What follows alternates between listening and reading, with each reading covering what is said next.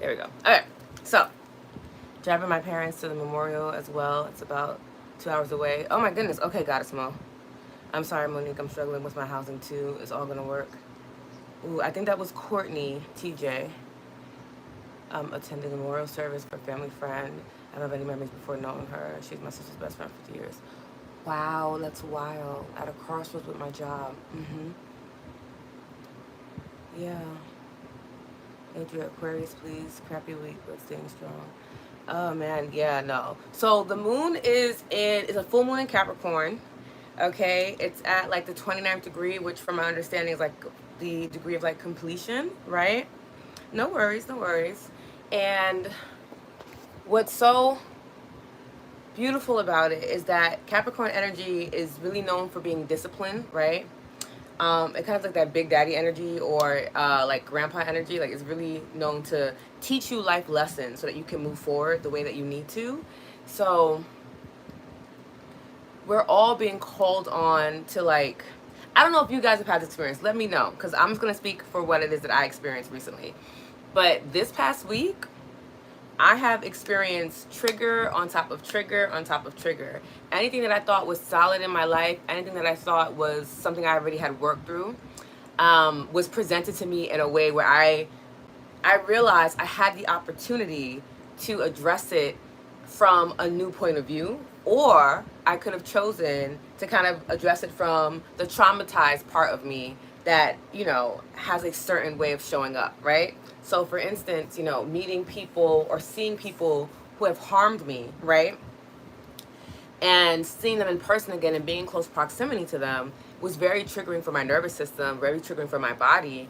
And I had to ask myself, okay, what are we going to do in this situation? Are we going to allow them to kind of recenter us, right? Allow the situation or this person to recenter me, or I'm going to remain centered in the fact that everything changes, right? We really don't know what tomorrow brings us.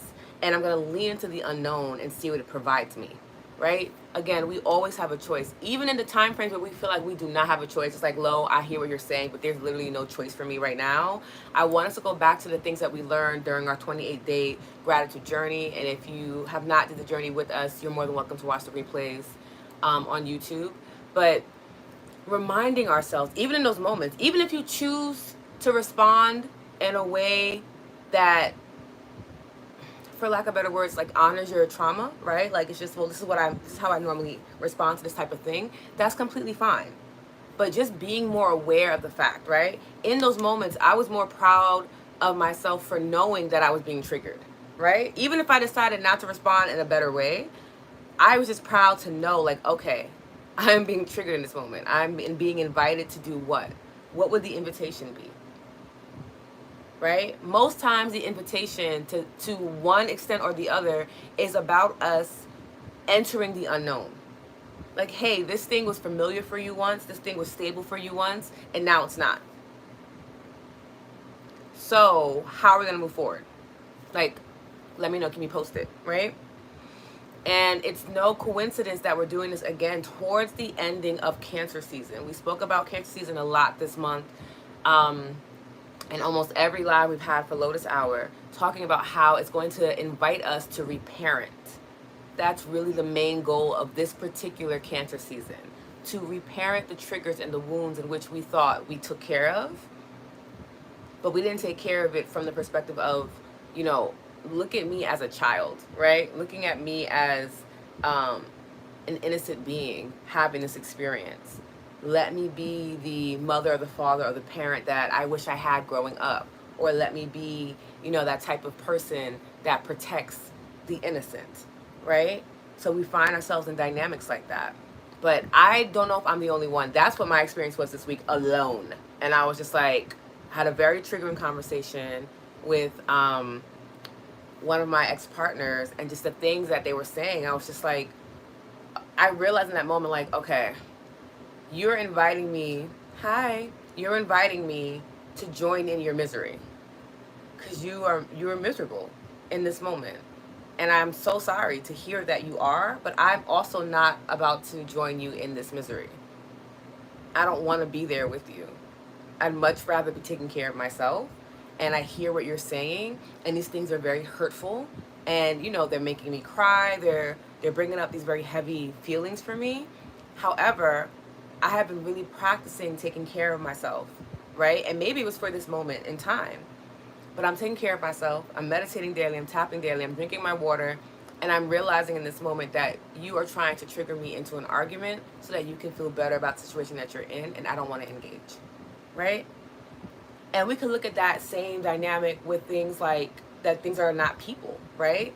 Okay, this situation wants me, is inviting me to, maybe go down a path that I work so hard not to go back down. So am I going to choose to build my resiliency and my endurance in this moment?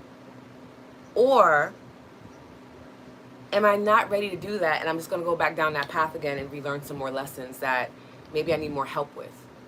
Neither one is bad. One's a bit more painful, I personally believe, than the other, but it still is an invitation. Let me know if that makes sense.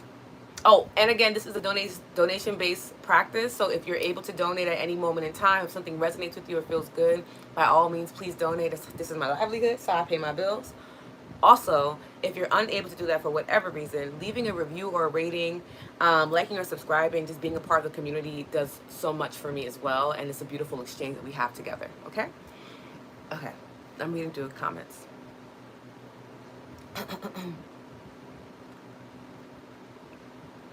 Yeah, I agree, Courtney. It is hard. Me going from job to job, playing catch up, pushing my limits. Yeah. Girl, I hear you. I've been unemployed and trying to pull these strings together. It's so stressful for real. Yep. Yeah.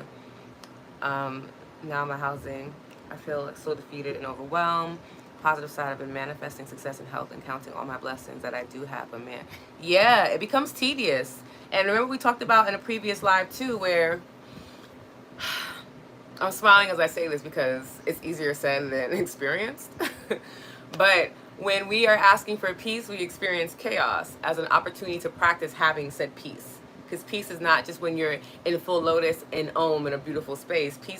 Real peace is even though all hell is breaking loose around me, I feel centered and peaceful. I feel unbothered by these experiences. I'm really leaning in and trusting in the fact that, source, universe, whatever you call on to, has me. That I would not be in a situation if I could not handle the situation. That is what I'm going to choose to focus on. Even though it's really stressful. I'm really stressed out right now. But I also know that if I give into this stress, if I give into this feeling of overwhelm, it's not going to help me get out of it. I'm going to get stuck more and more. And I don't want to be stuck more and more. I don't like being stuck. I don't want to even be here to begin with. Right? And it's a practice. There's something that I learned recently in applied neurology. Here we go. That I thought would be really helpful for this conversation. And I'll talk more about it in depth on Wednesday for our tap-in, our midweek check-in. So they were talking about how when we experience trauma, we end up having deficits in our energy and in our brain, right? And think of deficits as gaps in our brain. How we talked about gaps in our energy, right? We can also have that in our brain. And that makes it harder for the brain to process the information in which we're receiving through our five senses, through our emotions. Our emotions carry a lot of information for the brain to know what to do, if we're safe or not. So if you have a deficit in the part of your brain that's for decision making, it's going to be really hard for you to make proper decisions, right? Because there is literally a gap in your ability to do so. And when I learned that, it made so much more sense to me as to why many of us have a hard time shifting forward. It's because we have a gap in that part of our mind and that part of our energy. And it's almost like trying to jump over that gap to get to the next place. That requires a lot of time and effort. And it can also be the reason why you feel like you're not moving forward, or that you might be stuck or in the same habits, because you can't literally cross over because there's a gap here, right?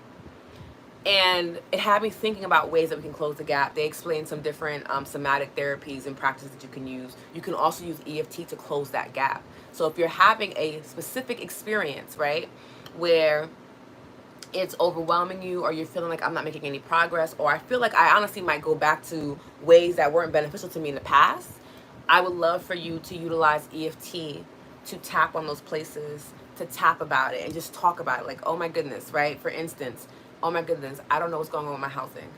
And that's terrifying. I'm actually feeling really overwhelmed. when this affects me in other ways, I don't know if I'm ready to go through this. I don't know if I'm strong enough to go through this. I honestly don't want to be strong enough to go through this. This is overwhelming to me. I don't want to be in this situation anymore. I want to be happy. I want to feel safe and stable. And just going through it and just talking about how you feel about that situation can also help us begin telling the brain to close that gap. There's this concept of one good rep, one good repetition. You just need one thing, one tool, one good jump start to get your brain going. And we'll talk more about what that looks and feels like on Wednesday. So please, if you guys want to learn more about it, please join us for our Wednesday tap in. It's going to be at the same time on Wednesday, okay? But I share a little bit of that insight for you to, one, hold your hand in the process where it's like, why does this keep happening to me? Or why have I not been able to get up or get out of the situation? It simply could be something happening within our minds or a gap in our energy. But by you showing up to these spaces, right? By you showing up to the Lotus hours, to the other events and lives and things that I have, right? The garden, this allows you to continue closing whatever gaps you have, right? Filling up whatever deficits you have so that you can move forward the way that you need to. So please continue showing up.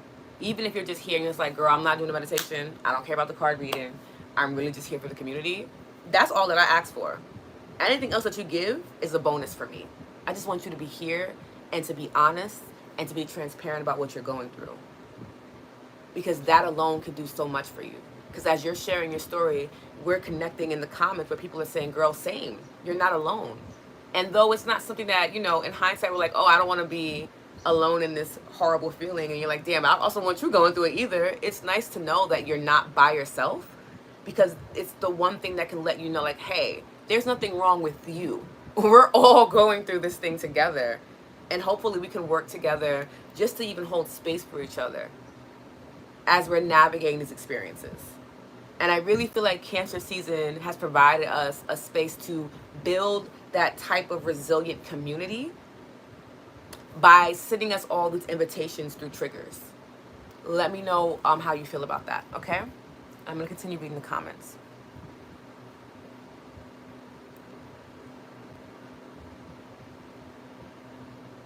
Yeah, I've always tried. Yeah, right. Protecting yourself from someone else's misery. Whew. It was not easy because my first response was, oh my goodness, we went through something very traumatic together and I don't want you to be alone. And I had to really remind myself, like, are they alone or are they choosing to be alone? And is this your place to want to show up and try to save someone that has put themselves in a situation that they honestly may be comfortable in? Sometimes we forget that the familiar does not necessarily mean that it's safe, right? Or that it is good for us. It just means that it's something that we know, right? Familiarity could be abuse, right? We're like, I'm used to abuse. So like, it's more familiar. So I do feel kind of safer here because I know what to expect. But ultimately, abuse is terrible for your nervous system, for your body, for your overall well-being. Just because you know it intimately does not mean that it's good for you, right? So it's again about us rewiring our perspective when we talk about things like the unknown or uncertainty. That does not necessarily mean that bad things are going to happen. It could mean literally quite the opposite. And we spoke about that last week about what if it gets better? What if it all works out? And telling ourselves, practicing in that, you know, doing our mantras, affirmations, tapping on that, just reminding ourselves that what is familiar to me may be harmful for me. So instead of me trying to reach out or lean into what's familiar, right? And that dynamic with me, that person is familiar to me. That is someone that I know intimately. And you would think because they are familiar, right? Because we also have this really misleading concept about family that I might touch on, but, you know, maybe I won't. We'll see how the conversation goes.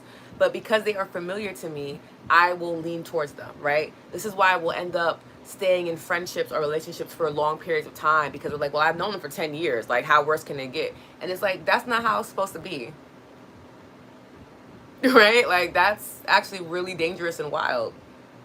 To stay with someone because you've known them for a long time, but you also have known for a long time that they are unstable or they are unkind or they are ill-equipped to handle their own emotions, and they take that out on you. Just because it's familiar does not mean that it's good for you. And that's something that I really want us to remember, right? And to briefly touch on the concept of family, a lot of times, because a lot of us have deficits, let me be very clear, all of us have deficits in our brains. Let's be 100% honest. I have deficits in my brain, and I know this to be true. But because a lot of us are walking around here with unchecked trauma, with no real coping skills, no methods to help us move through things, we are carrying these things into different generations and into different experiences, particularly when it comes to family, right? And then there's that saying like, okay, but at the end of the day, we're family. At the end of the day, you and I are related, and I can honor that truth and also know that you are harmful for me. And I cannot sit there and use the title as family as a reason for it to be okay for you to continue harming me. That's not okay. So yes, I can honor the fact that you and I are related. But when I think about family, from what I grew up to understand and what I've cultivated, family are people that are going to support you first and foremost, right? They want to pour into your dreams, into your hopes, remind you that you're worthy, right? They're a safe space for you to come and let your hair down, right? Talk about the things that are upsetting you to get a better perspective because they know you well and they also know what you are capable of. That is family. Now, relatives are people that you are related to by blood, so you guys are in close proximity for a certain amount of time, right? And y'all may look alike. That to me is not family. And when I became very clear on that, it changed everything for me because I stopped allowing someone's title to be the reason why they were still in my life, even though they were harmful to me. I can appreciate your title as parent, as cousin, as sibling, for sure, right? As auntie, uncle, whatever. But you are harmful. You don't get to be a part of my family. You are related to me. I can't change that, right? Blood is blood. But when I'm talking about family, I'm talking about people that are going to be there to uplift me, to hold me, to be a safe space, to protect me, to provide for me. That is a family. That is what is familiar. So the word family, familiar, they do go hand in hand, both concepts. And I just want us to kind of keep that in mind as we move forward, not only in this week, but in life. Just because something is familiar to you does not mean that it is safe for you. It just means it's something that you have experienced a lot more. But it doesn't mean that the opposite is not going to be better for you. Does that make sense? I wanted to make sure we're clear on that. Okay. Also, has anyone seen Jack? I haven't seen his name. Okay. Very triggering moments this week. Goddess Mo, you're not alone. Hi, Sarah. Feeling into all. Sorry, guys. I'm trying to get up to the comments. Oh, no.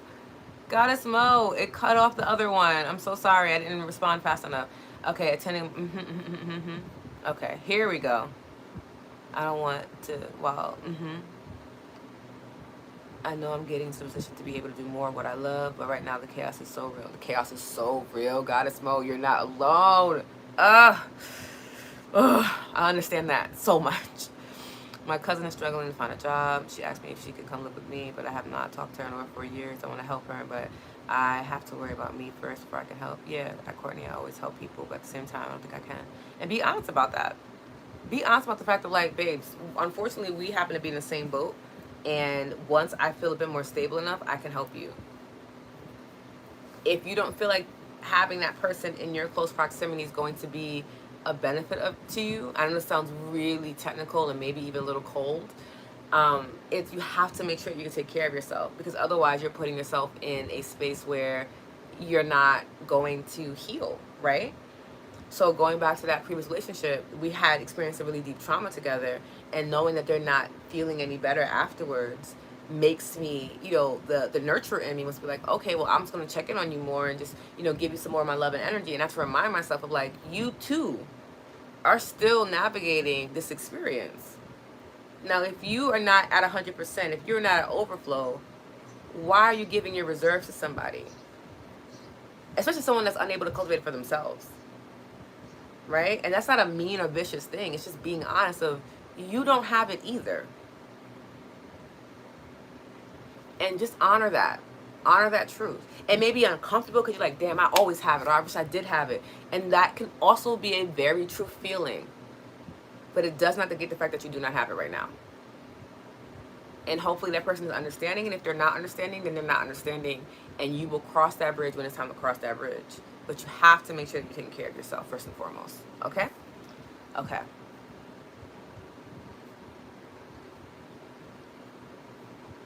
to protect people too. I try to understand your journey. Yeah, Adria, it's a really interesting journey to be a nurturer, caregiver.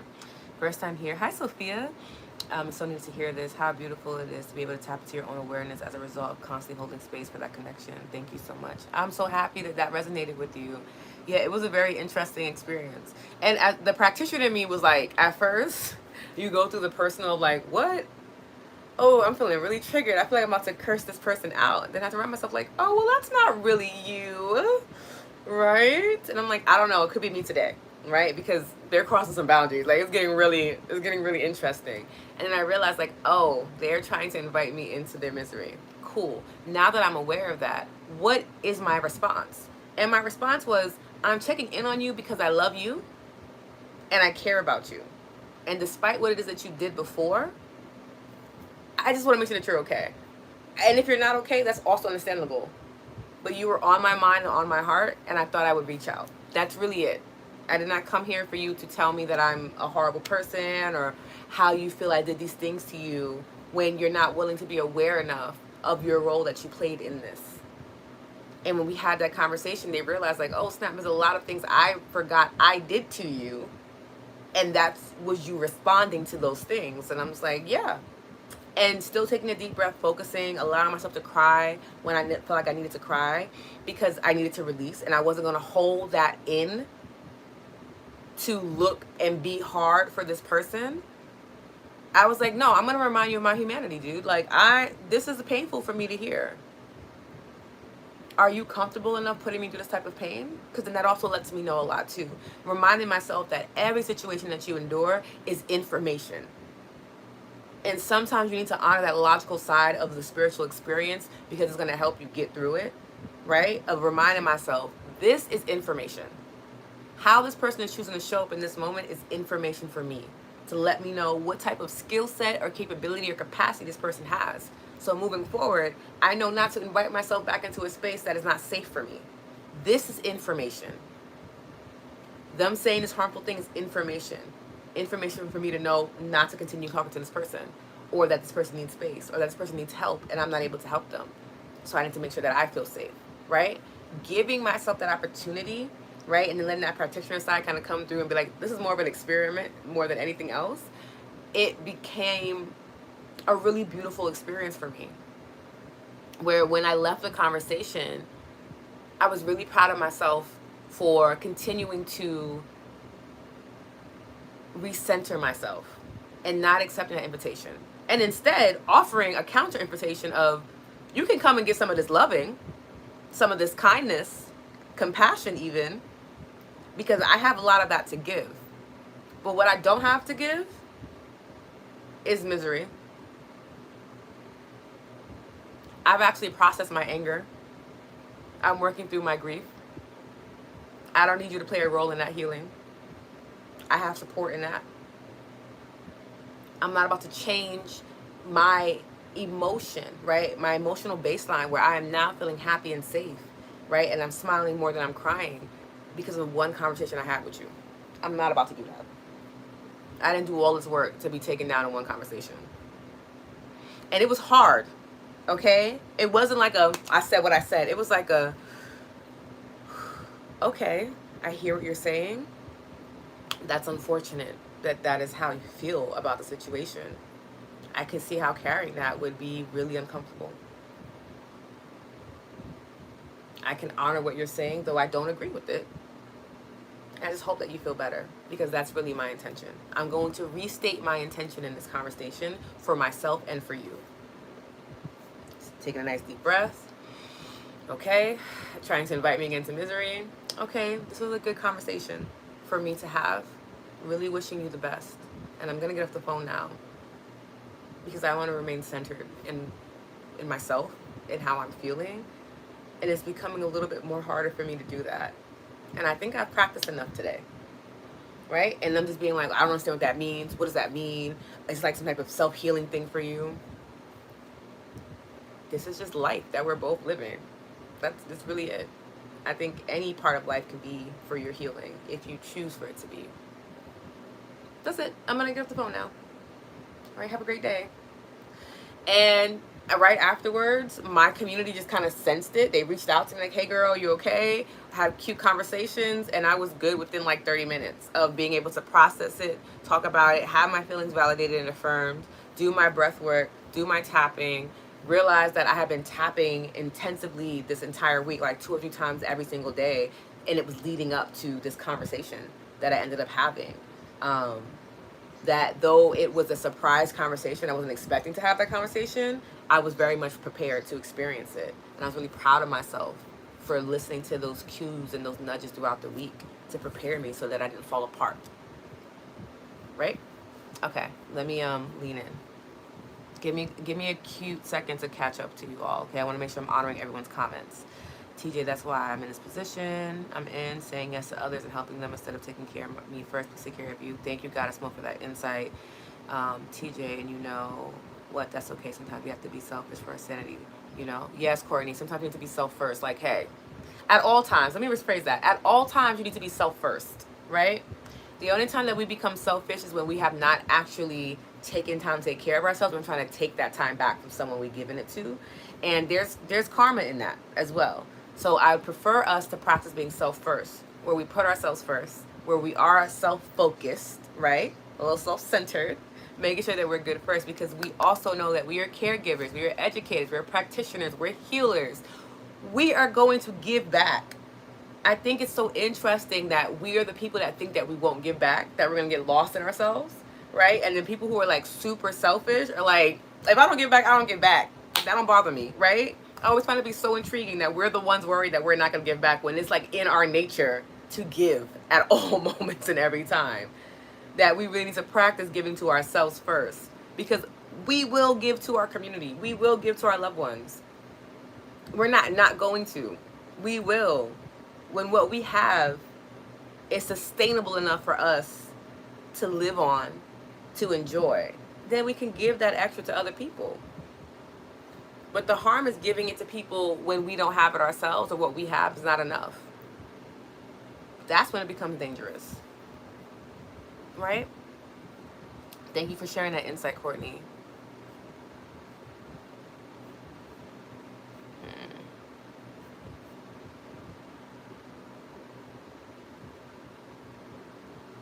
There we go, Sophia. Up. Carolina. Hi, Carolina. How do we share space with someone who is miserable without being seen as selfish or self-centered? It's easy for me to set boundaries, but it can come off as being closed off. Well, Carolina, for me, I can only speak from my personal experience and obviously take what resonates and what doesn't. I don't care how I look to other people. I don't. Because that also speaks a lot to a deficit that we may have, right? So there are like 4 things. There's fight, flight, freeze, and fawn. That falls under fawn, where we tend to fawn over the predator. And this is just the language, okay? This is not necessarily that person's a predator, right? This is the opposition, right? We tend to like try to people please. And caring about what other people think is a part of that fawning. Of like, I really want you to see that I'm a good person and care about me, right? Because if you think I'm a good person, you won't be harmful to me. Right? It's a strategy and a tactic that is innate in us. But when we get to a space where we do not care about it, some people may look at me and be like, this girl is selfish. And that is how you feel. That's how you feel. I don't have a response to that. I'm not going to debate it and say I'm not selfish. I know that I'm not selfish. I know that I'm a giving person. I know that if I need to give something to someone and I have it, it's theirs. Without hesitation, I'm not expecting anything back in return. I know the truth about me. And because I know the truth about me, I don't care what people make up about me, because it's not true. The only time I'd be concerned if it was a true statement. Now, if I am a selfish person and someone calls me out on it and I don't like the fact that I'm selfish, maybe I might be like, how dare you? But you telling me that I'm selfish and I know that I'm not, I'm just like, okay. Wow, that's crazy. I'm selfish. Oh no. And you need to have that level of ruthlessness. I know it sounds like, oh no, I don't know if I can do that. It's a loved one. I've had family members tell me, right? I've had conversations with my mom where when she's in her moment, she's like, you're a horrible daughter. That shit hurts. But I also know I'm not a horrible daughter. You're just going through something and you don't know how to properly cope. Okay. That's unfortunate if that's what you think that I am. but I cannot change your thoughts. I cannot be in your mind. I cannot rewire your brain for you. And if you rather carry that feeling about me around in life, then carry that feeling. Carry that extra weight. I don't know how it's going to be beneficial to you. But like, whatever, right? So for me, Carolina, I don't care if people think that I'm self-centered or selfish. That's not my business. Their point of view is not going to change anything in my life. They don't have that type of authority or power over me. I don't care. That is how I personally show up and make sure that I'm okay. I don't care. That's not my business. I care about the things that make sense. Making sure that my niece is safe. Making sure that my nephew is safe. Making sure that my family feels safe. Care about those things deeply, profoundly. Making sure that my health is good. Making sure that my mental well-being is good. Care about those things profoundly. Making sure that my community feels seen and heard. I care about that with everything in me. But someone's warped opinion of me, I don't care about at all. Like, at all. Like, there's pretty much nothing someone could say to me that's gonna make me feel some type of way, because that is how you feel. That's how you perceive me. Doesn't really make any sense. I hate that you're having that experience, but like, that's cool. I don't know what you need on your journey. You might need to have that type of disdain for me to help propel you forward. I don't know. That's between you and your God. And I hope y'all work that out. That's me. Now, I know that for other people that may be like, that I don't know if I'm there yet, but you can practice being there, of reminding yourself, is that a true statement about you? Are you a selfish person? Or do you give the clothes off your back? Or are you out there day and night making sure people are safe? Because there's a truth that you experience, and then that's a perception in which they are projecting. Which one are we going to honor, right? It goes back to that concept of which wolf are we feeding? Are we feeding the wolf that's going to allow us to feel safe and seen and loved in life? Or are we feeding the wolf that's going to make us feel like shit? Right? I practice all the time asking myself, which wolf am I choosing to feed in this moment? Because I like the wolf that makes me feel safe. Not the one where I'm questioning myself and who I am, because that takes up time for me to take care of my people. When I start to worry about other people and what they think and say about me, and if they think I'm a good person, I'm using up my life force, my energy, to combat these feelings in my mind. And I got enough stuff going on in my head. Enough shit going on in my head, to be quite honest with you. I'm using that to deal with that when I could be loving my niece deeper. Right? When I could be playing with my nephew. When I could be studying more so that when I'm having conversations with my community, I can have answers for them. Then I look about my use of energy. That's why I have that ability to not care. It's not worth me using my energy in the wrong way. I have things in my life that I love too deeply to lose focus on, because someone has an issue with me. You have an issue with me. Life, right? I'm not everybody's cup of tea. Understood. And life goes on. You'll find people who are going to love you and accept you and appreciate you, and you'll have the experience that you need, just not with me. That's understandable. I've had those experiences where I've wanted someone to be some way and they just aren't. I got through it. Hopefully you will too. Right? Let me know if that makes sense. Here we go. Brittany, I missed what you said, babes. Hi, Heather. Heather, I'm literally, it's so weird. So some of the comments from the morning, like the beginning, are coming in now. So bear with me. I'm not sure why it's doing that. This is really interesting. Okay, Brittany. Hi, Brittany. Choosing hurtful things or people because it's familiar is scary. Hi, good information. Definitely something I want to be brave to get away from, even if it means ending something. Yeah, and that's really what this full moon is calling us to do. The doubts of what if something in the future doesn't come can keep me stuck at times too. Yeah, definitely can. Thank you for sharing that so much. I gave myself space this week, even though people did not want me to take it. And guess what? They survived. They survived.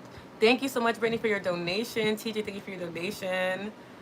She's sending me so much love. I appreciate that. Sophia, Lotus is pure gold. Thank you for sharing this. Anytime, Sophia. Again, I'm just sharing my truth. If you're like, girl, that has nothing to do with me, understood. Completely get it. I'm not pushing anything down anyone's throat. So by all means, I'm just sharing my life. Many times with family, it's not intentional. One more time. Intentional harm. Of course not. Yeah. 100% carrying trauma across generations. Yes, yes, yes. Hi, Trinity. I definitely received that, Lotus. I love you, TJ. So true. I was suggested to his past mentally. Yeah, Adrian, same. And I was just like, look, sir, no, I'm not about to go through this with you. Like, what? Absolutely not. My hand is on all of your backs, Vita. I appreciate you. I really felt that when you said it. The scariest thing happened to me a few minutes ago. Sarah, I hope that you are in a safe space now. I'm going to say exactly what you said and put that in God's hands. Yeah, yes, yes. I love this. I love that we're using this. Yes, Lotus, I made a decision that I'm not going back over the road again. It seems the shift is bad, but I know this is what the universe wants me to do. We got to trust in those moments. Sophia, Cancer season lovingly showing us where to keep working, loving those gaps into closing. Exactly, Sophia. That's really what it is. I had a really good conversation with one of my clients about her realizing that she sees a lot of people's traumas now and like not knowing what to do about it. And it's really just allowing them to experience life. Like, we really can't do much about other people's traumas, but make sure that we're taking care of our side of the street, right? Yes. And what Diane was saying about family not having intentional harm is 100%. A lot, again, it's pretty rare when someone is intentionally trying to harm you outside of like the scope of like bullying when we're younger, and that's because we're still trying to understand like what our place is in the world. And when we see someone else that kind of belongs, or we think they belong, we tend to be like, wait, why do you belong? Why do I belong? And that can cause bullying, right? But in family, a lot of it is unintentional, but it doesn't mean that it's not harmful, right? And it's something that we have to remind people, like, you may not have intended to harm me, but the impact was harmful. Two things could be true at once, right? My mom saying certain things to me when I was younger wasn't her like, oh yeah, I'm gonna make her feel bad about herself. Yeah, no, right? It was like, I'm frustrated with you. You are annoying me. And this is how I express my frustration. It wasn't her being like, I'm going to maliciously harm my child. She loves me, right? She also has a lot of deficits herself that are unchecked, that she hasn't had the support or the community to navigate through. So she's going to express it in a way that unfortunately was harmful for me, right? The intention is one thing, but the impact is what we live with, right? I can intend to be a safe space, right? But if you're in my space and you end up being harmed in it, it's the impact that matters. You don't remember my intention. You remember the fact that you were harmed. You remember the impact. The impact is what affects us, right? And when we can make sure that we're looking at both, there's my intention. What would be the possible impact? You can't always prepare for the impact because, again, we have no idea what people are carrying or what deficits are causing them to process information in a different way, right? I could think I'm being loving and it could be very triggering to somebody else, right? All we can do is our best and be like, okay, my intention was not to do that. But I also honor the fact that my impact has harmed you. Even just being able to say that can do so much for other people. It might be very jarring for them when they're like, whoa, I've never had somebody say that to me. Like, do you really know how you impacted me? I won't ever know how it impacted you to the degree in which it's impacted you because I'm not you, right? But I also know that I would have never wanted to hurt you. And I did. And for that, I'm extremely sorry. That was never something that I wanted to do. And I can't take it back. But I can acknowledge the fact that I did it. One, so that I can choose to move better in the future. And two, for you to know that it's not in your mind that you were harmed. No, I'm witnessing the fact that this has clearly hurt you. Right? And I had that experience in the conversation too, where he was like, you said something to me that was like really harmful. And I didn't like it. And I carried that for months. And I'm like, oh my God. I mean, in my mind, I'm like, it's one comment that I said I was not in my best mind. But then I have to be like, girl, that may be true for you, but it is, this man is carrying this weight. So what are you going to do? Are you going to defend yourself? Or are you going to apologize? And I apologized. I'm really sorry that I said that. I didn't know that it did that to you. And I'm going to be more careful with my words. Because that's never going to be my intention to harm you or to make you feel less than. I apologized. Could I have defended myself? Sure, definitely. I could have definitely gave so many reasons as to why I said what I said. I didn't see that it was important. What I saw was that this person was in pain of something that I did, and I had the ability to provide some type of relief by acknowledging the fact that I get that that could have been harmful for me to say. And I'm really sorry that I did that. And that was it. We disengaged. That's how we disengage. That's how we also reclaim our own energy, right? And we remain centered. Like, if that is what you're needing, and I can acknowledge the pain in your voice, it's less about me being right or wrong and more about me wanting to be a human being.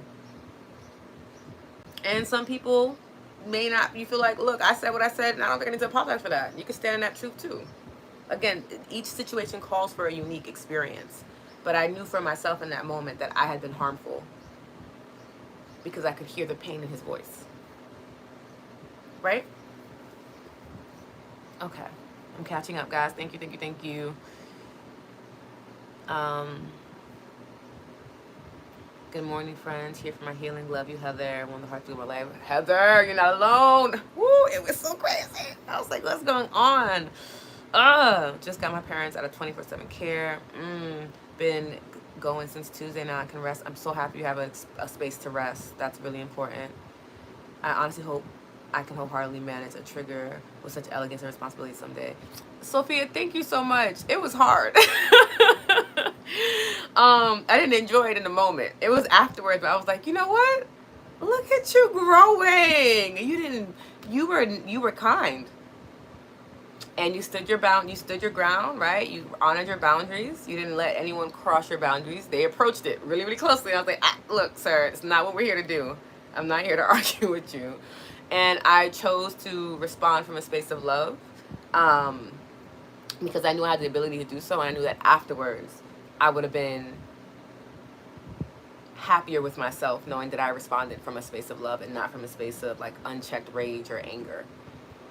For me, and this could definitely be part of like an ego thing, but knowing that someone could just displace me in my energy is very alarming to me. That someone can just make me so angry where I just lose all sense of myself just to get the anger out makes me uncomfortable. I don't like that. For me, that's like you have a little bit too much power over me, and I'm not into that at all. So it could be a part of a control thing for me personally, right? I do have a very strained relationship with control, but it was an opportunity for me to practice what it is that I teach and I live by, which is I really would like to show up in love more often than not. And when I say that, guess what I get? Experiences where I have to choose to show up in love. When it is so much more easier to also just be hurt and be in the pain with them. It's actually a lot easier to accept that invitation to misery than it is to decline it. It's just easier to just be like, well, you know what? Life hasn't been great for me either. So you think you have it bad? Let me tell you how bad it really has been for me. And we'll go tit for tat, and we'll see who has the worst life ever, and we'll just continue to protect this negative cycle over and over and over again. Because that is actually a lot easier, because that is what's familiar. I just didn't want to do what was familiar anymore. I was okay with being uncomfortable in the unknown, because I just felt like I've already done this before, and it got me to this moment, and I'm not enjoying this moment. So let me just like try something else. And in me choosing to be a loving person, I personally feel like that was their first time experiencing someone who wasn't willing to go head to head with them. Not that I couldn't, it's just that I didn't want to, right? And their response to me afterwards was completely different. Of like, oh wow, I didn't realize this. I thought you didn't care. And I was like, I can love and care about you and not tolerate disrespect. I'm not going to sit there and be around you as you're being disrespectful because I love you. That I won't do. But do I love you? Yes. Do I care about you? Yes. Do I want you to be safe and happy? Always. I don't hate you. Like, what? We're not doing all of that, right? And I think them hearing me say that and then seeing me back up what I said, right? As opposed to engaging in the misery, I chose to back up what I said. What I said is that I love you and I care about you. I'm willing to back that up with my actions. So as you're trying to invite me into your misery, you're trying to engage in an argument with me, I'm choosing to back up what I said. What I said is that I move in love. What I said is that I'm a caring person. That is what I said, and I'm going to stick by that because that is true for me. Yes, I could engage with you in this way, but that's not what I said.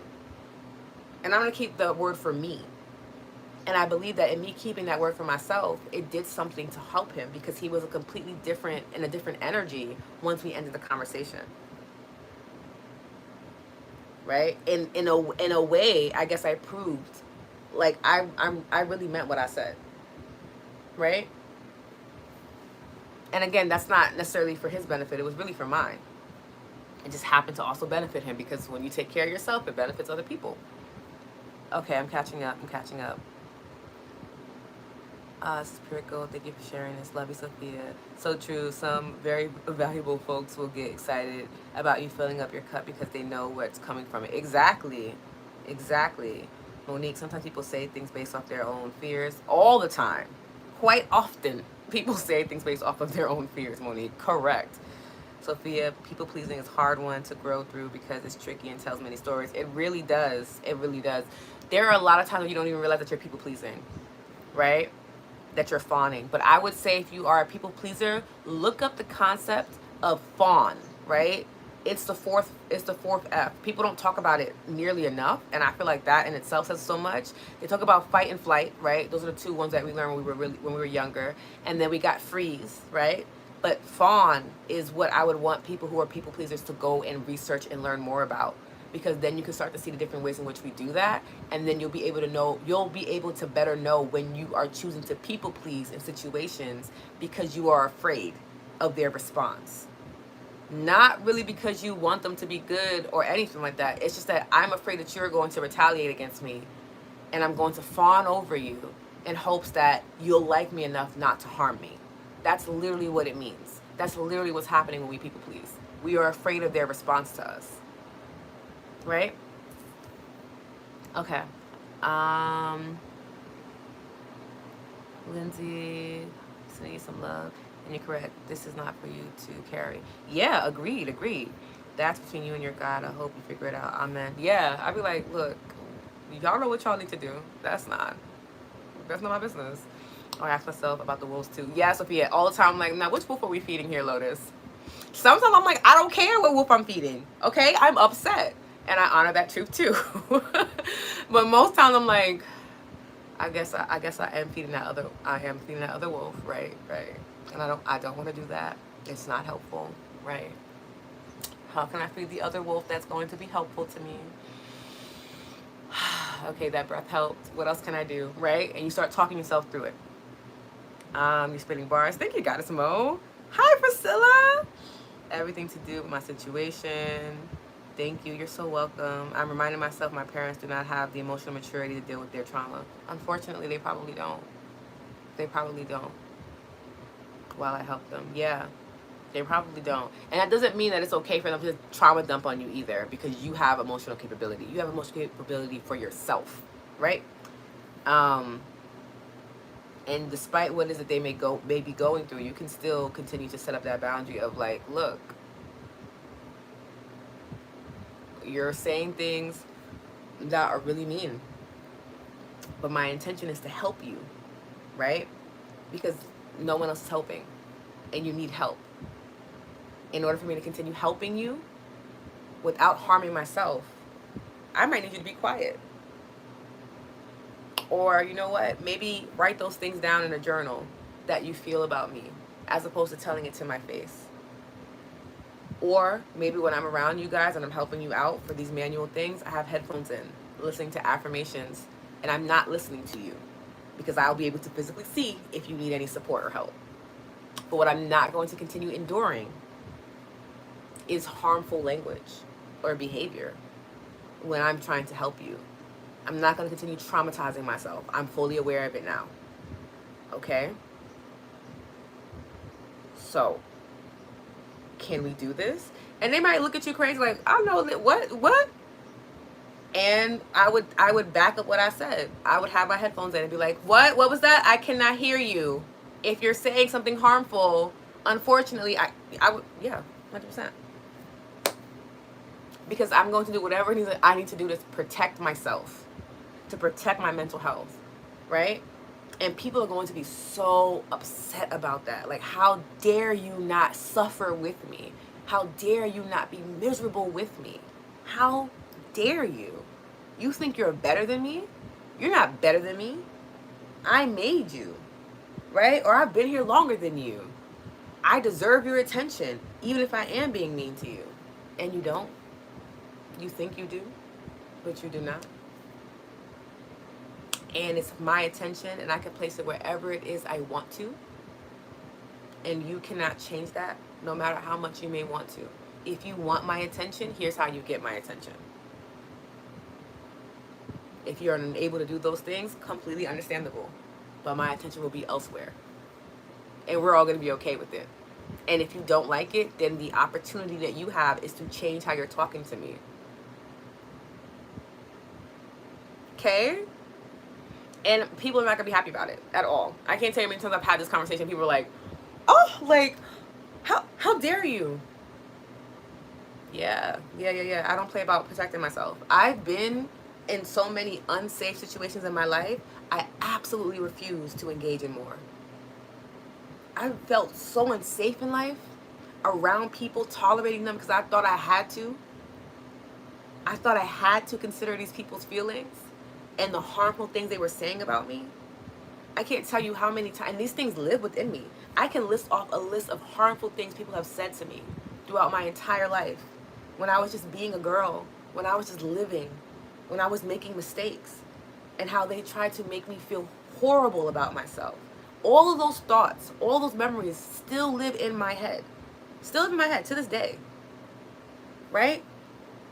But instead of them living in my head to haunt me, to make me feel bad about myself, I use them as reminders of, you were not able to protect yourself then, and you were not in safe spaces then. But you can do that now. You don't have to relive these moments. Those moments can be exactly what they are. They can stay in that place in time. You do not have to relive these moments. You don't have to. That is enough pain you are carrying. You don't have to pick up any more if you don't want to. And I tell myself that. I don't forget these things at all, whatsoever. Unfortunately, I don't have that luxury. I wish I could, but I don't. They're there to remind me, like, girl, you've been through enough. Do not engage in anything else that you want to. And it's because of those memories, it's because of that hurt that still lives within my body, within my consciousness, that gives me the strength to be like, absolutely not. Absolutely not. No. You will not talk to me that way. You will not treat me that way. I will disengage. If that means I have to leave you where you stand right now, I will leave you here. And I'm not going to lose sleep about it either. Because I know that if I have to leave you, that you are that harmful. Absolutely not. Hell no. No. I leave you right here. And I hope that your God, your ancestors, your angels, they got you. Because I don't anymore. Because you had me messed up. And that's that. Right?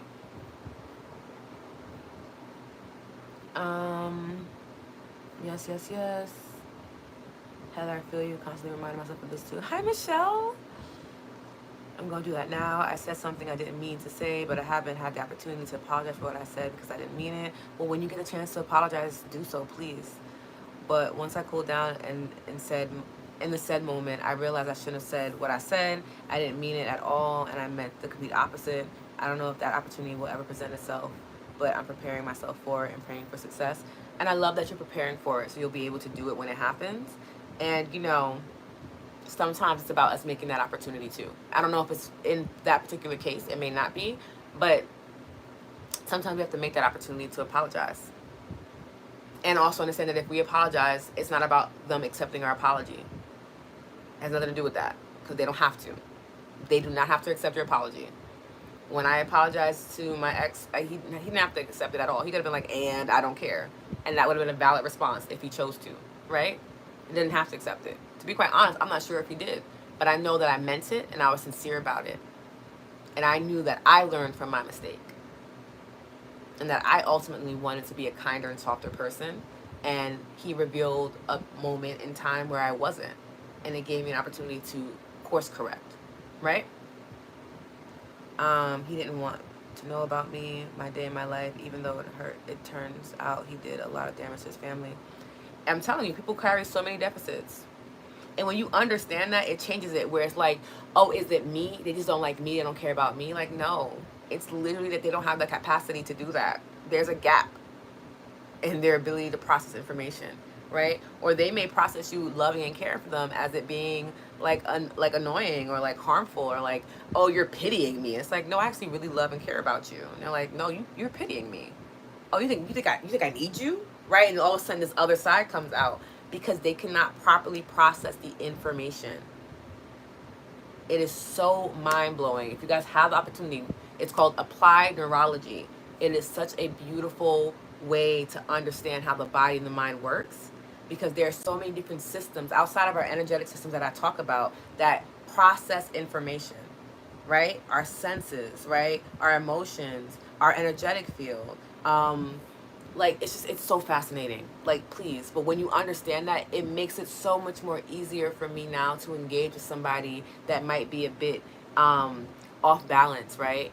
Or in a harmful space, because it's just like, okay, this is not about me, right? This has nothing to do with me. It is simply just you are having a really hard time processing the information that I'm trying to give you. Okay, I can leave it at that. And I don't feel a need to try to make him understand it either, right? Or make that person understand it. You're not able to understand it. Now I know that. Now I can refocus my energy and my time somewhere else and not feel bad, not feel like I'm abandoning you, not feel like I'm not there for you, because that's actually not true at all. It's just that you can't process my information. That's it. Or the way you're processing it is harmful for you, which means that you're going to have to do something about your brain and your body to be able to better process information. I'm wishing you the best, right? And keeping accountability for yourself, teaching yourself over and over again that you can trust yourself is so, so good. It's so necessary, right? We kind of get frustrated. I love you, Vita. We get frustrated about the practice of repetition, but like, repetition is literally how we learn everything. Like, we're like, oh, I hate repeating myself, or I hate repeating this, da, da, da. But like, that's how you learn. You're gonna have to. Hi, Tatiana. Boundaries with family is so hard. Agreed, especially at first. And then when big stuff happens and you have to be a little flexible and reconfiguring it a little or not. It depends on the person, right? Fam of origin, so much trauma here. Yep. Diane, it's also an opportunity for us to practice patience. Exactly, Diane. Agreed. Patience with ourselves so that we are not reactive. No, so that we are responsive. Agreed. I agree with you 100%. And not reliving moments is growth. Agreed. Yes. Girl, I'm writing this down. No joke. Sophia, I'm so happy. Lotus, so much wisdom and growth. I see you have come a long way. I'm so proud of you. Thank you, TJ. As I say, hell to the no. I know, Amazon, like, absolutely not. No, thank you. I don't want this. He said he pitied me. Yeah, that's probably because he interpreted your information the wrong way. Like, literally, he interpreted the information the wrong way. Like, because how do we get to that from what it is that I've given you? You interpreted the information the wrong way. Your filtering system is different than mine, where maybe these acts help.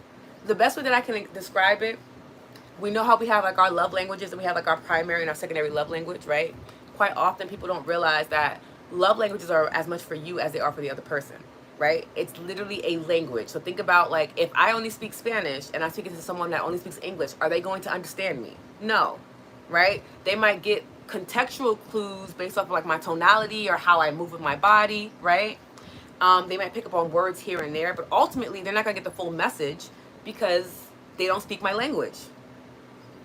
It's that simple. Same thing with love languages, right? If you are a big acts of service person and you keep trying to show your love through acts of service, but that person likes words of affirmation, you are missing them every single time. You could be pouring yourself out doing things, and they're like, you haven't told me you love me today. None of that is relevant to me, right? And it doesn't mean that you're not doing enough. It means that you're not talking in their language, right? The same thing for us. Like, for me, my love language is acts of service. So I have to do acts of service for myself as well to better understand my language, right? We're still learning our primary languages. I have to still take care of myself, still do acts of service for me, right? And then I show up in dynamics and be like, okay, you are a gift person, so I'm going to make sure that I have something really nice for you. Right? Understanding that my need for acts of service is for me, and when that person is loving me, they can love me in my language, so I can better understand the information that they're giving me through the experience, which means that I would have to do the same for them. It really is about, like, each person, each dynamic is a uniqueness. So yes, you're showing up as your fullest self, but like, you're going to need to talk in a certain way or be in a certain way because the information needs to get to them in a certain way. Otherwise, you're going to have a lot of misinformed behaviors to experience afterwards. Sometimes it's up to us and it's in our control to make sure we're doing our absolute best to talk in that language. But again, if someone has severe deficits, at a certain point, there's nothing we can do about that. Does that make sense? Sounds like an insecure attachment. Agreed. Held accountable for that. I'm happy you did. Lotus, the confidence and truth in what you're saying. I'm just sitting here listening to it. All makes sense. Team Lotus, I love you, Courtney. Can you speak about clearing ourselves of someone's negative energy in these situations? You're hitting the nail on the head, Lady Lotus. Oh, thank you, Adria. Oh my goodness. Okay, so one way that I use to clear my energy, and I'll talk more about this in the garden too, because I'm gonna do like an auric class in August. But I use EFT, to be quite honest, to clear my energy. It's really effective and efficient. I tap. Sometimes I tap on that specific topic, right? Or I'll tap on something that I need more of, right? So earlier today, I was feeling really frustrated, right, with my guest teaching position. I felt like I was being very undervalued for the type of commitment I was putting in, and I was like, okay, so we're gonna feel undervalued, or we're gonna do something about that. And I realized that I wasn't really feeling grateful for the fact that I was getting a little extra income, right? I was able to go and be around kids again, which I absolutely love. So I started doing my true thankfulness EFT tapping this week to help me build up that confidence again, build up that confidence in being grateful for the situation. Despite the fact that I could see the many holes and flaws in it, there were some benefits to it. And once I started doing that, it became so much more easier for me. That's one way that you can clear your energy. Another way is by cleansing yourself, right? Every morning before I do pretty much anything outside of praying, I go to my altar, I use my, I have Florida water on there, and I bless my head, my neck, I rub down my body, my aura with it to cleanse myself, right? There's that way. You can do it with sage if you need to, with incense. You could do like a white bath, like a spiritual bath. There's so many different ways to cleanse your energy. There's a cord cutting EFT that I have on Insight Timer that you can use to lovingly cut cords, lovingly cut any energetic connections you have with people that are harmful to you, or even that you've been harmful to, right? So there's tons of different ways to cleanse your energy, and hopefully any one of those ways will work out, okay? EFT is so good for clearing. Yeah, I agree, Ginger. It really does help a lot. So that's some ways, but I'll talk more in depth about it in an upcoming session for the garden. Let me know if that helps. Dude, your EFT, self-love meditation, and your lives have been essential, powerful, new practice for me. Thank you so much. Tatiana, I'm so happy to hear that. Ah! Thank you, thank you, thank you. That makes me so happy. Okay, we have been chit-chatting for over an hour and have not did this card reading. So we're going to do a quick card reading and a 5-minute meditation because you guys have places to be. I'm so sorry. I didn't even realize the time. I'm so sorry.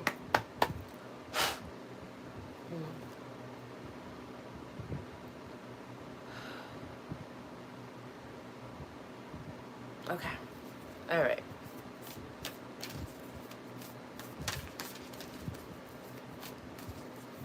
So as I'm doing the card pull, it's for this week.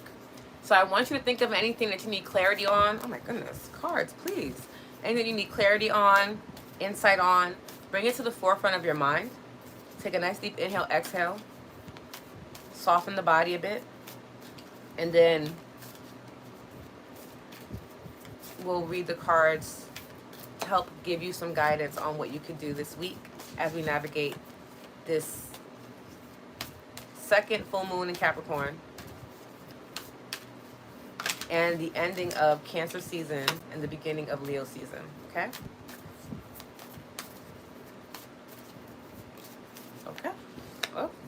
right.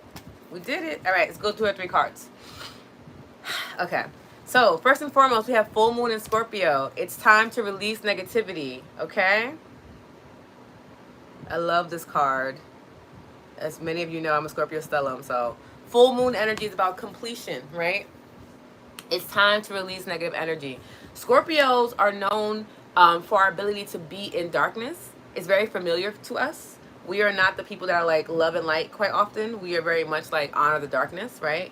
I have a saying that is, if you cannot dance in the dark, you cannot live in the light, right? You need both. Darkness is there for tons of wisdom, right? So it's time to release negativity. You are at the completion of whatever cycle it is that you're on. Are you going to release the negativity? Are you going to put the heaviness down? Are you going to allow yourself to move forward feeling lighter physically, right? This is what's being asked of you this week. Particularly what's being asked of you of today's full moon in Capricorn. Are you going to release the negativity? Because you need to. It's time. When a Scorpio comes into your life, whether it's a person or the energy, right, or the card, it's an invitation to transform. Transformation must happen. If it does not happen, do not expect smooth sailing, right? And if that also means if you're carrying all this negative energy, don't expect to start feeling better anytime soon, because you're literally carrying negative energy. You're literally holding this thing up to you, covering your heart and your energy with this feeling that you don't want to have to begin with. Okay? Very important to know it is time.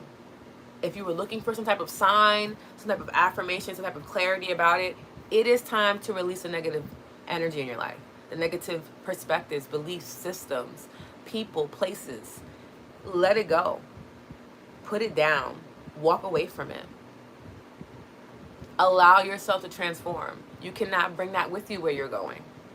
Why would you want to? Because it's familiar. Hi. Because it's familiar, right? That's why I want to bring negativity with me, because I know it well.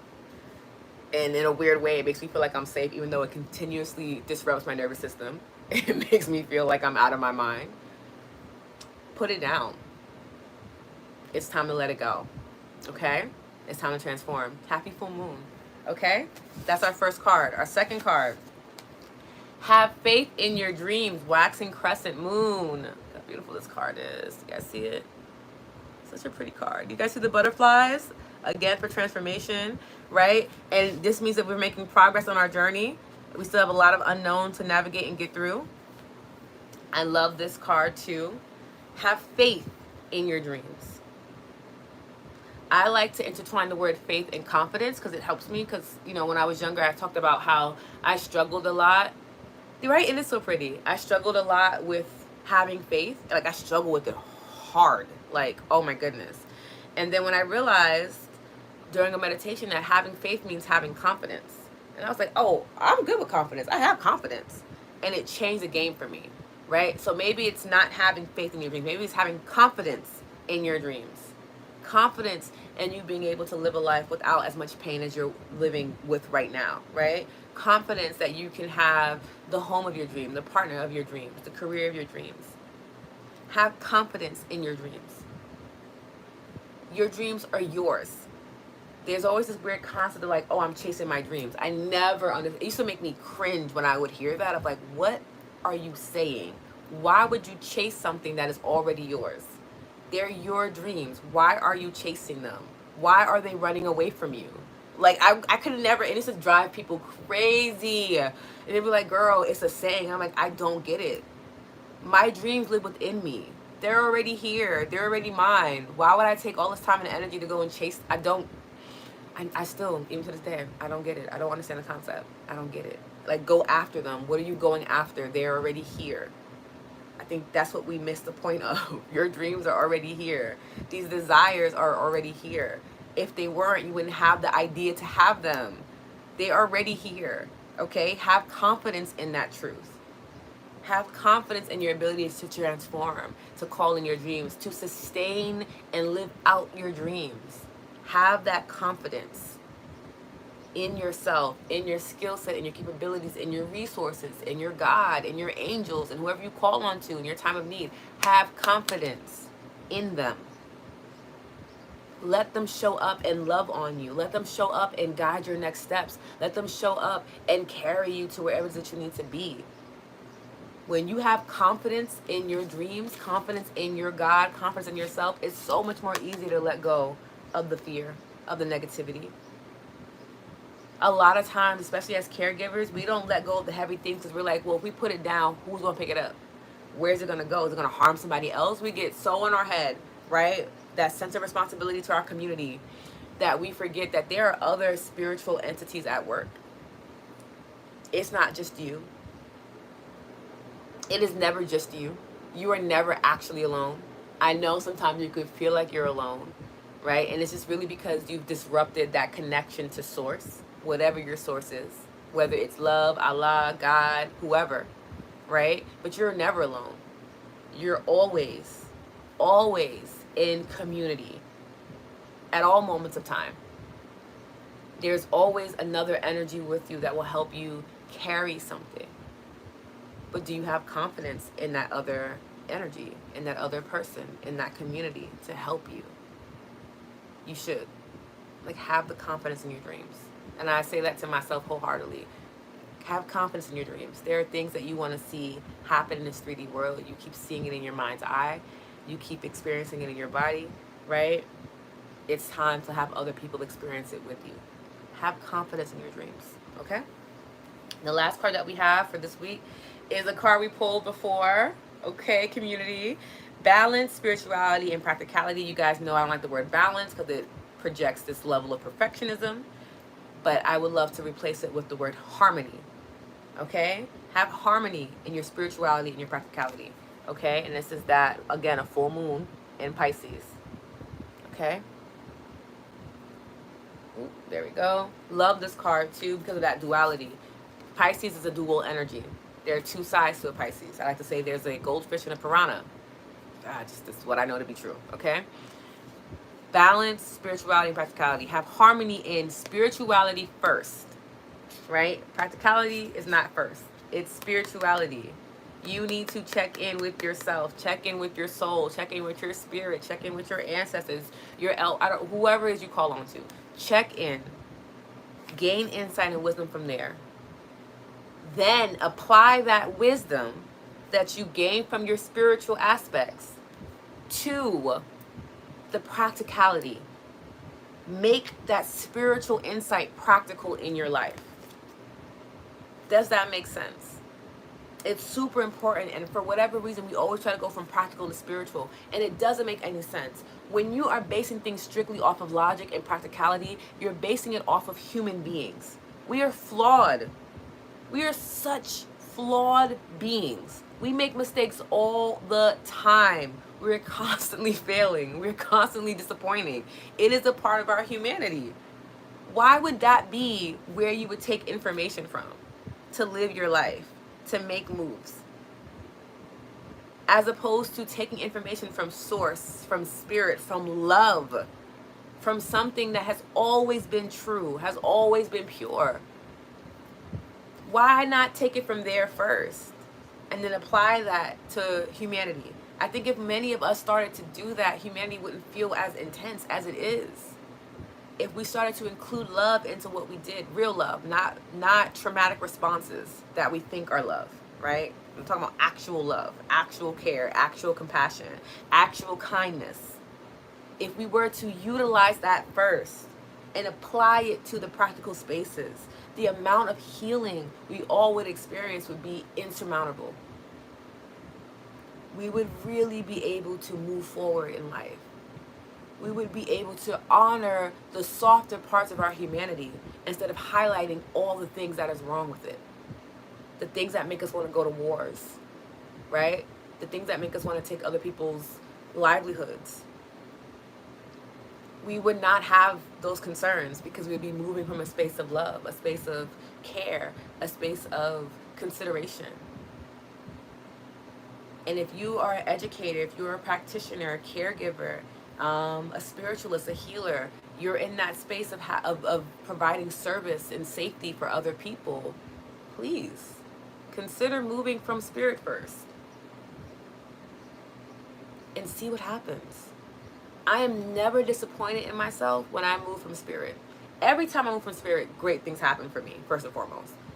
Anytime I move from logic, it's a 50-50 chance. Like, sometimes it works out, sometimes it does not work out at all. I'd rather go for the 100% personally. The 50-50 is not for me. Like, I don't enjoy it at all. I'd rather move from love. Show up in that space. Because one, I feel safer. And if I'm feeling safer, I'm going to share more of myself. And if I'm sharing more of my gifts and my talents, when people are receiving my gifts and my talents and they're being inspired, right? They're being ignited to go and share their gifts and their love and their talents. And then we create a positive cycle, right? And then I can build in that practicality of, you know, for me, a great example is me showing up to lives. Lives are the practicality, right? It's practical. It makes sense for me to get the information out this way, right? This way I'm able to talk to people all over the world. This is practical.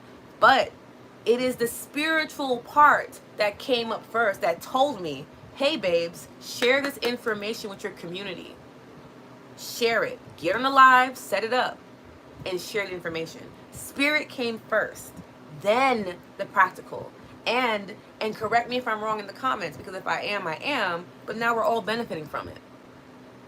It's a win-win instead of a 50-50.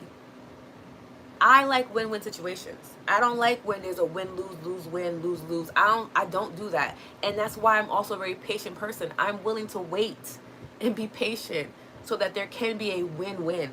I never want to leave a situation losing something or someone else I've encountered has lost something. I never want to do that. Unless it's like losing negativity, losing fear. Okay, we're into that. But like losing something where you feel like now you have a deficit, I don't want that experience. Which means that I gotta move a little slower, be a little kinder, right? But I feel like it's worth it because I love a win-win situation. I do. Since I was a little girl, since I learned about it from the 7 Habits of Highly Effective People. I read the teenage book when I was younger, like when I was like 12, and that section on win-win, I was like, that's what I want. I want it to be a win-win. Because when it's a win-win, there's no compromise. We both are winning. It just takes longer. People don't realize that when we have to compromise, it's because we are putting it in a short time frame where something has to give because we got to move forward. But when you have a win-win, it may take longer. It's going to take you having to be more intentional, go in depth, really hear that person out, really think about your own skill sets and talents and see what is it that I can provide to this space that's not going to harm me, that's going to come from a space of overflow. What can I provide to this space? And then that other person would need to be doing the same thing. That's how we get a win-win. We never strive for that as a community for whatever reason. We're like totally cool with just whatever goes in this weird time frame that we created for ourselves when time is not even a real thing to begin with. It's just so mind-blowing to me. But I say all that to say, please practice this week. Coming from the spiritual, coming from love, coming from energy, coming from collectiveness, and then applying that in the logic, in the practical, and witness your results. I dare you to document your results, and you'll see like, wow, it's nothing but win-wins, and I could have been doing this all this time. And that's okay that if you haven't, but now you know the skill set, you understand how it works, and you can apply it moving forward, okay? So again, we have, it's time to release negativity, full moon in Scorpio. Have faith, have confidence in your dreams. And have harmony in your spirituality and your practicality. Okay? Let me know below which card resonated with you the most. And then we'll jump into a really nice meditation for 5 minutes so that you guys can go because we're really over time. I apologize. But I don't want to leave you without a meditation. Okay? Okay, I'm catching up. Oh, and again, nice reminder, this is a donation-based practice, so if you're able to donate, please do. This is how I pay my bills, okay?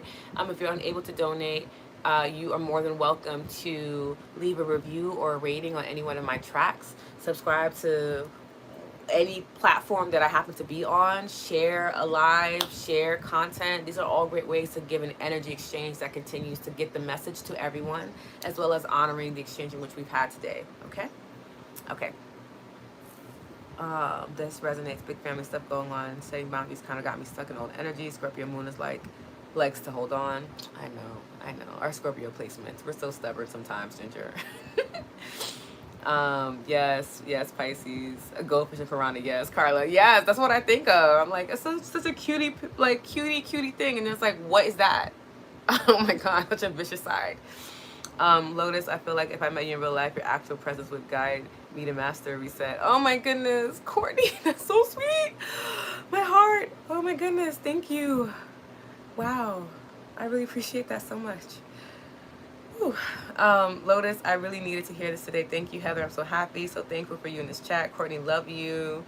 Mandula, thank you for sharing your wisdom, Lotus. Anytime that I get to, I love being here. Let go of negativity for sure. Yeah, same. I'm doing the same thing. Release negativity, end of cycle for me. I love this for you, Diane. Let go of negativity, have faith. Yes, I sent Venmo. Thank you, God, it's more. I appreciate the Venmo. Yes. Thank you. Okay, let's do a quick meditation, okay? That will be what I do this week. Stephanie, I love to hear it, okay? Let's do a quick meditation. So I want you to get comfortable. Close your eyes if that feels good, okay? If not, just soften your gaze so you can focus in on you. Take a nice deep inhale, exhale. Exhale through the mouth, softening the shoulders, relaxing the face. Deep inhale, breathing into the lower belly, filling up the chest. Open mouth, exhale, release. Letting go, softening. Coming home to ourselves. We're going to check in and see how we're feeling. We've taken in a lot of information, a lot of different perspectives and beliefs today. We're just going to breathe through it and see how we are feeling. If there's any tension in any part of your body, use your life force. Use your breath to breathe through that space. Breaking up, dissolving the stagnancy, allowing the energy to flow. Maybe placing a hand over your heart if that feels good. Remembering your heartbeat, that divine rhythm that has always been with us and will always be with us as we are here on earth.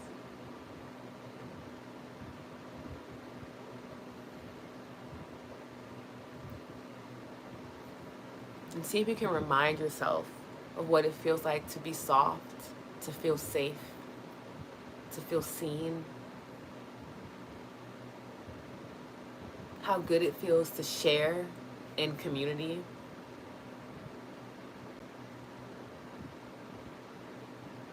How good it feels to fill up your cup at the start of every week.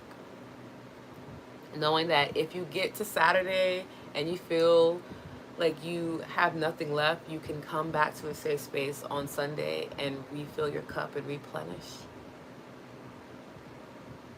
That you have attracted a community that sees you, that honors you, that prays for you, that sends love and energy and light towards you in your life, and you've never had to meet them in person.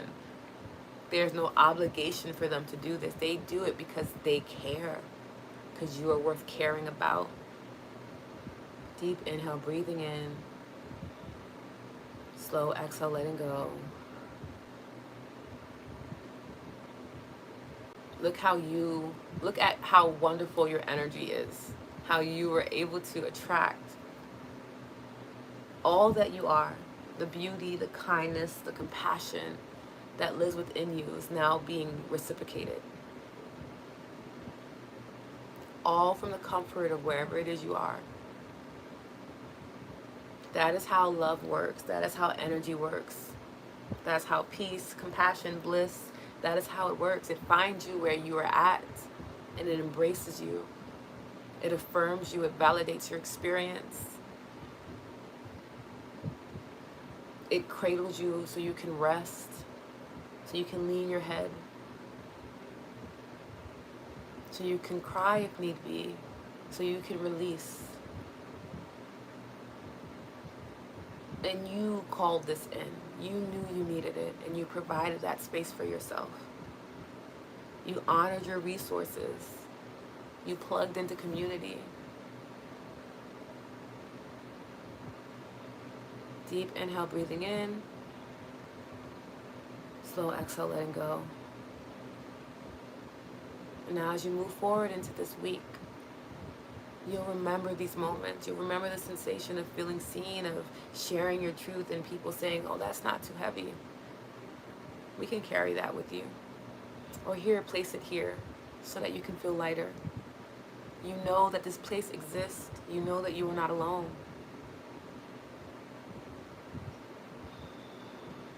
You know that you have a sense of community, of family even, all over the world.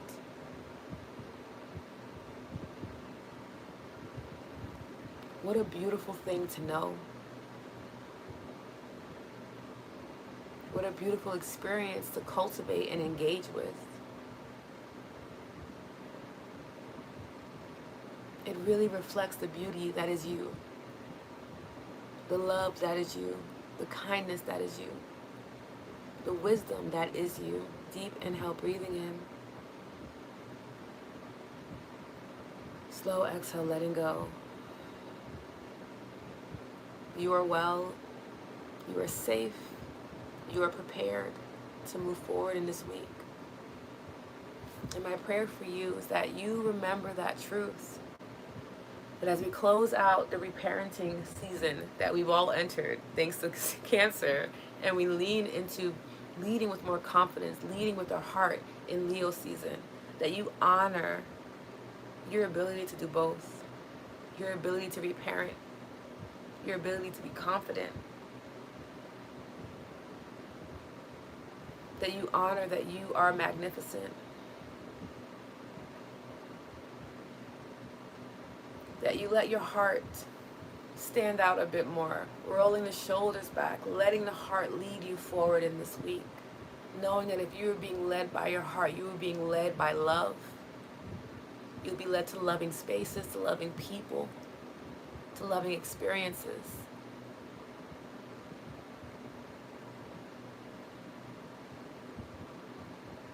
That's my prayer for you.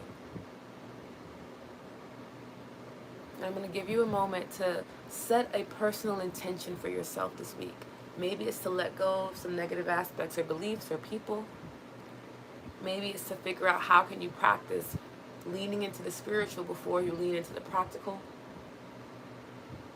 Or maybe it's just building up more confidence to show up in this world. I'm going to give you a moment to set that intention for yourself. And we'll close out with a collective breath.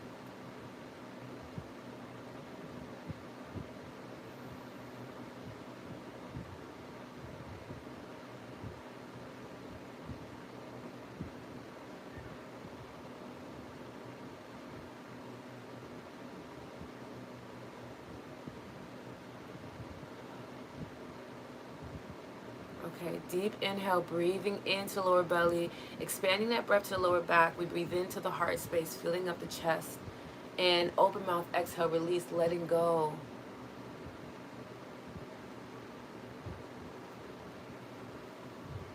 And when it feels good for you, I want you to reopen your eyes or refocus your gaze to the present moment. Let me know how you're feeling before we close out today, okay? And as you guys are doing that, I love you so much. Thank you for being here with me. Thank you for spending all this time with me today. I'm so happy. If you guys want to dive in deeper and have a more intimate experience, please join my email list. Okay. Check out the garden. Okay. There's tons of fun things that are happening. We'll be having a Lotus after hours tonight where we'll be just checking in, having, chit chat, hanging out. I would love to see more faces there. Okay.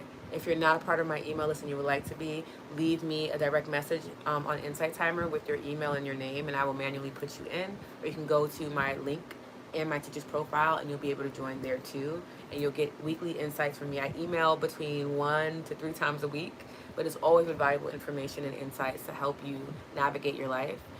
If this felt really good for you, join us for Wednesday where we tap in. We'll actually do EFT together. So if you haven't experienced EFT and its amazing ability to provide healing and clarity, come through on Wednesday. It's going to be a really good time. Okay? And I'm hoping to do a live this Friday too, but I'll keep you guys posted. You'll see the RSVP for it. Okay? Here we go. Beautiful and helpful. Thank you so much. You're so welcome, Elena. Thank you. Thank you, TJ. Thank you, Ginger. Namaste. Namaste. This was beautiful. This was wonderful. You're so welcome, God. I love you. Relaxed, hopeful, and ready for the week. Yes, I love to hear it. Thank you. Thank you, Stephanie. I love you so very much. Please go and enjoy your Sunday, no matter what time or day, like what time it is. Go take care of yourself. Drink some water because it's a full moon. So if you're feeling very emotional, it's probably because you're dehydrated. So please drink water. And I will see you for Wednesday, and you'll probably get an email from me by like Tuesday, okay? Mandula, so happy I found you today. I'm so happy you found me too. Also for Insight Timer, there is a free group. I'm going to drop it here. We literally tap every single day.